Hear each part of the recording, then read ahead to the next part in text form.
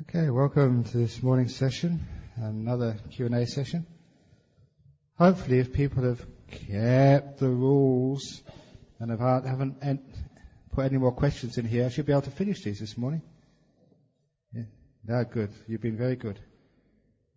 Some more ones. Well, they're complaints. I'm not going to read those out. What we do with complaints here is we allow people to put all their complaints into a box. And then at the end of the retreat, we burn them all. Without reading them. Because it's called the fault-finding mind. Because sometimes, no matter how good it is, we can always find fault with it. And sometimes we don't understand what's going on. Is the complaint to do with the retreat? Is the complaint to do with the teachings or the manager? Is the complaints to do with the other people around you? No, the complaints are about you. It's just like Ajahn Chah saying, I mentioned that story yesterday. When a monk was having a hard time, he said, is the monastery suffering or are you suffering? And he had to say, no, it's not the monastery suffering. It's not the monastery's fault. It's my fault. So if you have any complaints, it's your fault. Do you understand? Because a lot of times we have compassion to our fellow yogis.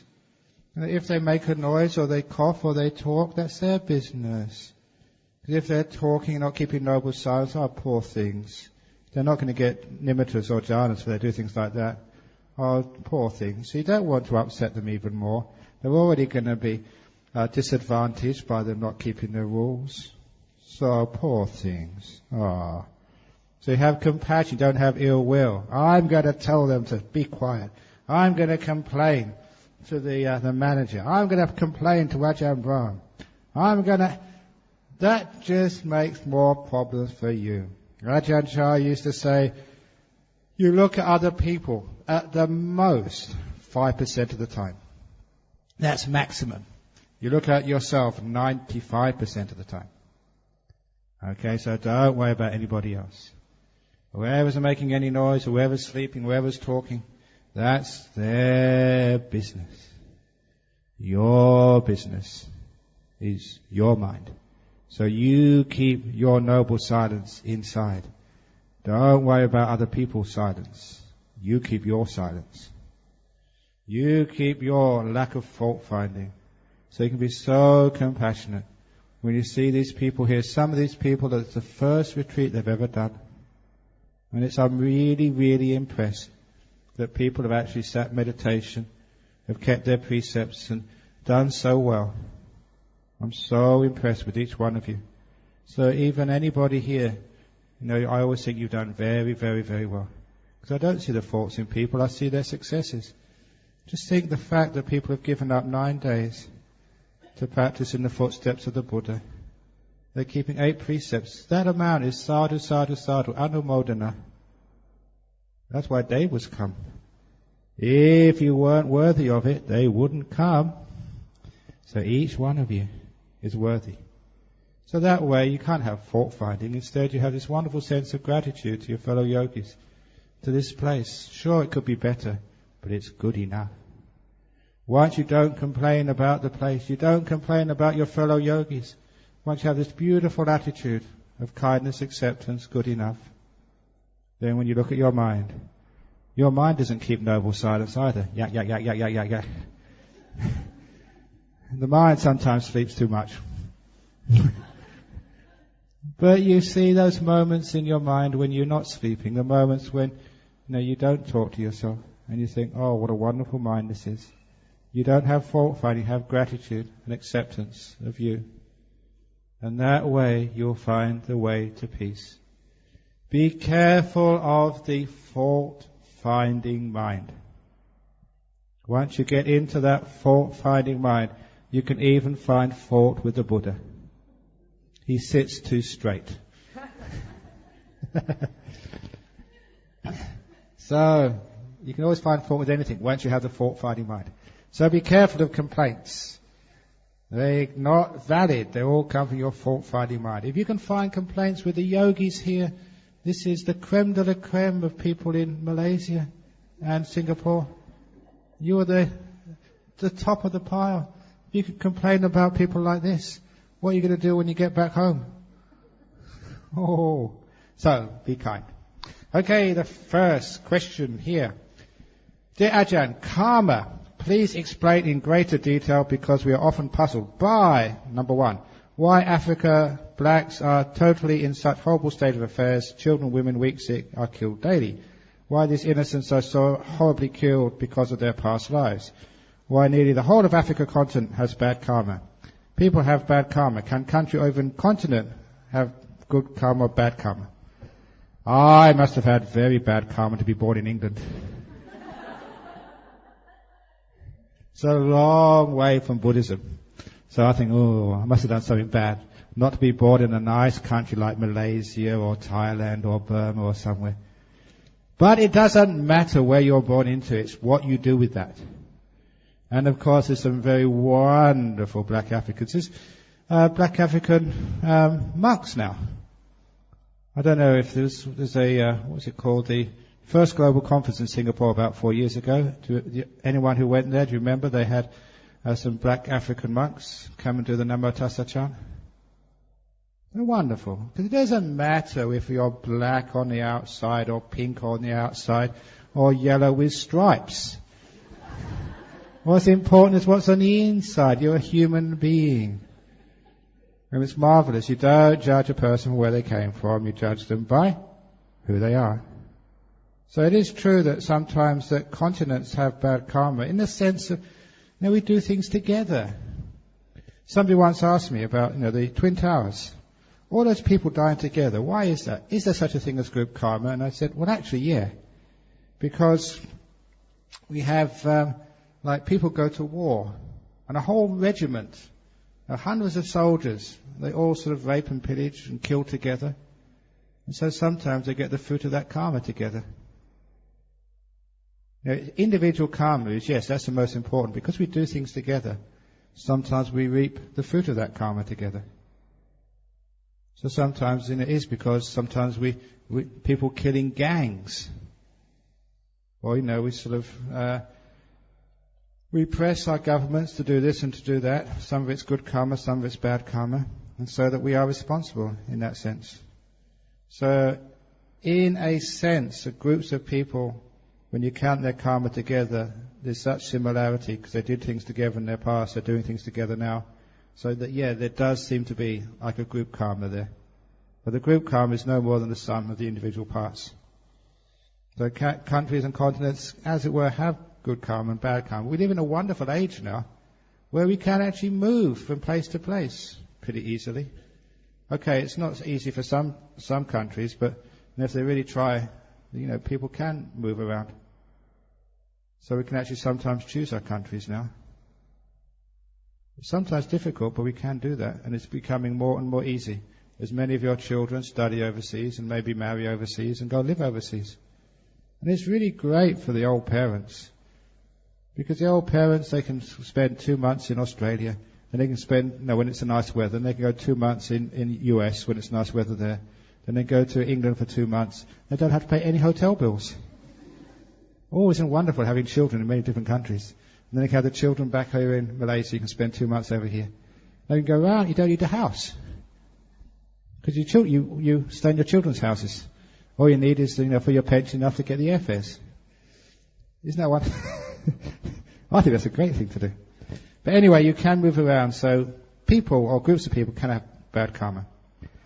Question 2. Bush families, 2 presidents and 1 governor. According to Chinese belief, their families must have, in the past generations, accumulated so much good karma. But why now do the 2 presidents of the Bush family seem intending to put the world on fire and the earth to destruction?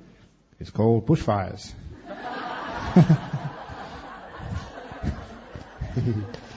Why? Why good past karma produces bad presidents? It is. Sometimes that happens. The thing is, it's when you have good karma, you get put in positions of power. I'm in a position of power now, abbot of the monastery. But I have to be very, very careful. Because when you get in positions of power and authority, it's very easy to abuse those positions of power and authority. You can imagine if you stand up here or sit up here rather than you give all these talks and lots of people come and see you. You had to be very careful, because the Buddha said that for senior monks who become teachers, who have disciples, you've got to be very careful of three things, and that's labha, sakara, saloka. Gains, honours and fame. Because sometimes that can corrupt even a good monk. So the gains are okay because I don't keep anything for myself. Now, all the young powers, they go to the monastery, they go somewhere else, I don't get anything out of that. Even my robes, when you become a senior monk, you don't get special lame robes made by Gucci or Versace. You have the same robes as anyone else. And it's part of our tradition that we share everything we have. So I don't get anything special. And I made a resolution when I was a young monk. I kept that resolution that I will not stay in accommodation, especially my hut, if it's more luxurious than the poorest of my supporters. I use the poorest of my supporters as my standard. And if I'm living better than them, I can't stand it. I'll have to lower my lifestyle. Because these are people who support you. All my food, I don't earn it myself. You bring it to me. The huts are all made from donations. So I would feel a hypocrite if one of my supporters was living in a shack and I lived in a mansion.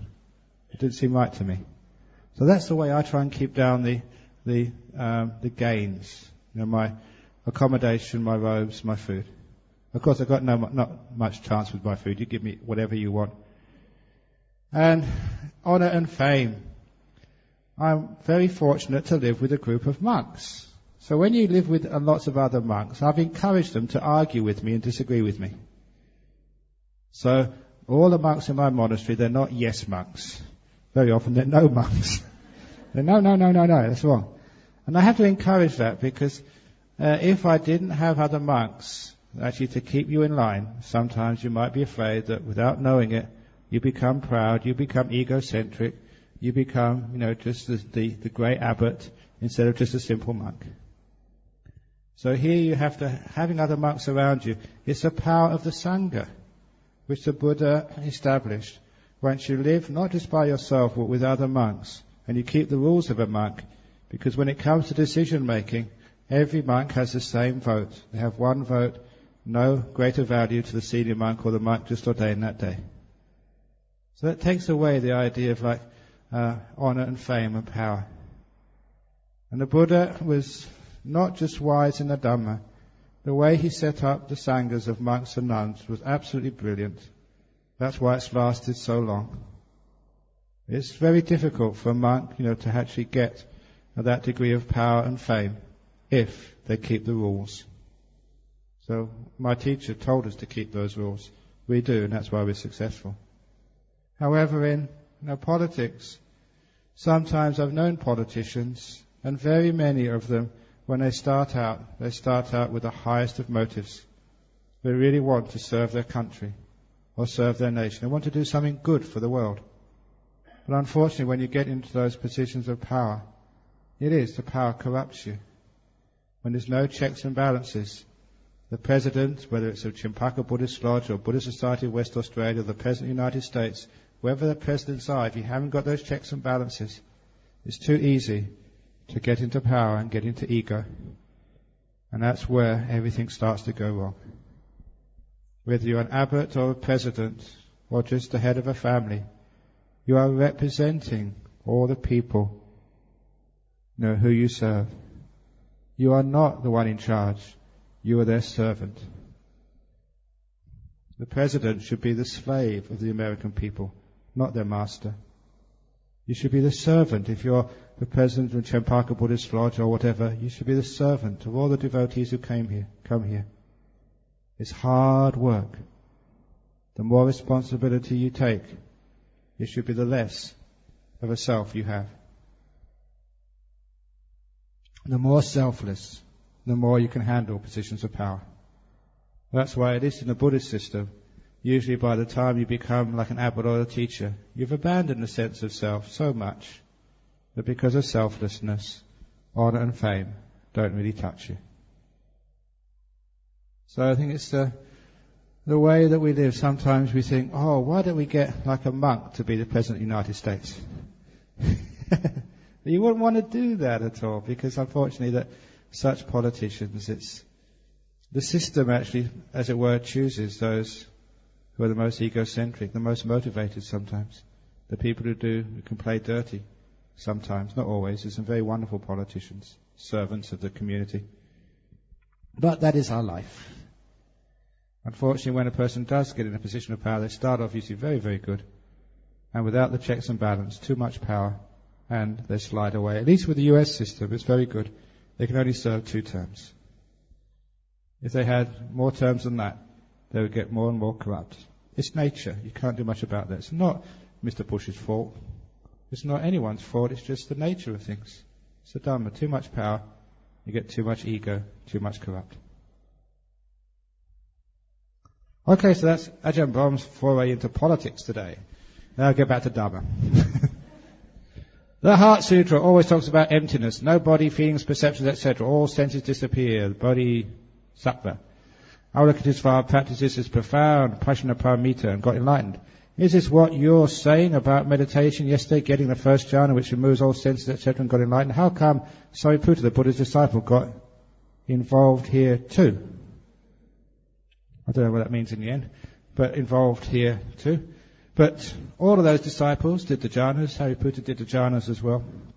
The point was that sometimes we can think emptiness, and I gave that story yesterday or a couple of days ago about the monk going to the restaurant, and the the owner of the restaurant giving him a plate of emptiness to eat. Sometimes we can play around with those concepts and ideas, but we only know that we've truly understood these things when it gives peace, happiness, joy, harmony to our lives.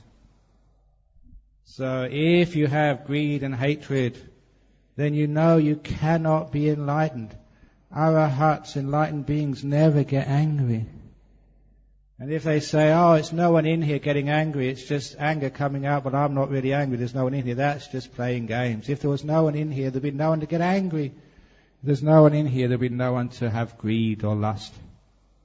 So sometimes that we can get too intellectual with the Dhamma, and that's why there'll be many people write these amazing books. But that's not real prajnaparamita, and that's not huge wisdom. That's just the thinking wisdom. So we have to be very, very careful. Make sure that it's not just what we think, but what we do. We can tell our wisdom. The sign of wisdom is not that you can write books. The sign of wisdom is not that you can give talks. The sign of wisdom is you can be at peace. No matter what's going on, if your husband or wife says you're stupid, camel face, whatever, you can be so at peace. It doesn't affect you. Now that's the sign of wisdom, the ability to let go. The ability to be at peace, to be serene in even the most adverse of situations. You know you're wise, not if you can recite the Heart Sutra. You know you're wise, as if you're in pain, you can smile at it. So the sign of wisdom is the peace. That's why I always say the sign of insight is calm. The sign that you are getting very deep in meditation, that you're calm, is your ability to become wise. You measure the depth of your peace by the insights which come. You measure your insight by how peaceful you are. So this is actually when we talk about these sutras here. It's the senses disappear, but that only gives you the vision of Dhamma. It shows you the data, but in the end, the senses come back again after jhana. And even the Buddha could see, could hear, smell, taste, touch, could know. Once he sees that that's non-self, it's empty, it's just a flow of phenomena, then of course, that insight gained from that data will give you the release, the non-attachment. So that when somebody shouts at you, all it is vibrations of air, just hitting the eardrum. That's all it is. Just vibrations, that's all. If somebody hits you, it's just feeling, that's all. If it's just pain, it's just bodily sensation. That's all it is. So why do we worry about it?